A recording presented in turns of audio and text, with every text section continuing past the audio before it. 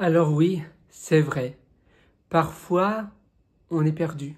Parfois, on perd toute sa motivation, ça veut dire son énergie à passer à l'action, à aller de l'avant et à accomplir des choses. Et quand on perd notre motivation, eh bien, on perd le rythme, on perd la vitesse que l'on avait. Et tout se ralentit, on perd parfois même confiance en nous, on perd parfois même certains proches, parce que c'est un peu comme si tout s'écroulait. Et pourtant, parfois, perdre la motivation, ça peut durer qu'une semaine, ou un mois, ou un jour. Mais c'est important de ne pas tomber dans un gouffre où tu perds ta motivation pendant longtemps. Parce que au plus tu vas perdre ta motivation, au plus longtemps cela va durer, au plus dur ça va être de sortir de ce gouffre. Et tu vas me dire, mais comment je peux éviter cela? En te donnant des challenges intrinsèques. Au milieu d'une tâche, ou surtout au milieu d'un projet, au début tu es tout fou, tout excité. Et d'ailleurs, il y a, comment il s'appelle encore? C'est Seth Godin qui parle de cela dans son livre The Deep, DIP, si ça t'intéresse. Et il dit justement qu'au début d'un projet, on est tout excité, rempli d'énergie. Et puis après, une semaine après, 2 semaines après, eh bien, on perd notre motivation diminue.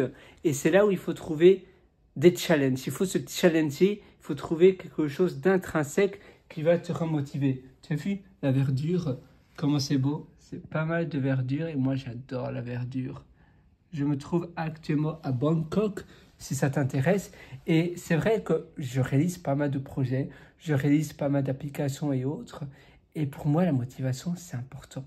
Se motiver, se sentir heureux, se sentir bien dans ses baskets et bien dans les choses que l'on accomplit, eh bien, c'est primordial. Quand tu réalises des choses qui ont du sens, quand tu réalises des choses qui pour toi, eh bien, c'est aligné avec tes valeurs, c'est aligné avec où toi tu veux aller dans la direction de ton projet, dans la direction de... Ça peut être pas nécessairement un projet, mais ça peut même être bâtir une maison. Ça peut être également construire quelque chose, par exemple, je ne sais pas, une nouvelle vie ailleurs, à l'étranger, très spat.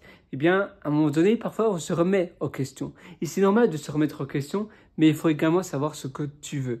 Et donc, être aligné avec tes valeurs, être aligné également avec ton environnement. Parfois, c'est notre conjoint, notre conjointe, notre famille et autres qui va nous tirer vers le bas, qui va nous questionner, qui va nous dire « mais tu es vraiment sûr, mais non, ne fais pas ça ». Et ça, c'est un danger. Si toi, tu sais que tu veux le faire, eh bien, il faut t'éloigner de ces personnes-là. Si ces personnes-là, eh bien, ce sont des avis vraiment justifiés et que ces personnes-là ont fait exactement ce que tu es prêt à faire, alors ça va. Mais la plupart du temps, ces personnes-là ne l'ont pas fait, n'ont pas eu la même vie que toi et donc ils savent absolument rien de ce qu'ils disent. Donc il faut plutôt côtoyer des personnes qui ont déjà fait quelque chose comme toi. Il faut également côtoyer des personnes positives et finalement, il faut y aller.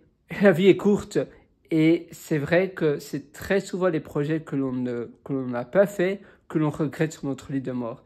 Il faut passer à l'action, il faut agir, il faut apprendre de ses erreurs, mais il faut agir. Si tu ne fais rien, eh bien, ne t'attends pas à avoir une vie différente. Tu auras simplement ce que tu as toujours eu, ou même peut-être encore pire. Il faut agir, il faut passer à l'action, il faut faire des erreurs, il faut se remettre en question, il faut se retourner, se remettre sur ses pattes pour pouvoir avoir une vie en or. Moi, je te souhaite absolument tout le meilleur du fond du cœur. Vas-y, fonce, je crois en toi, alors crois en toi.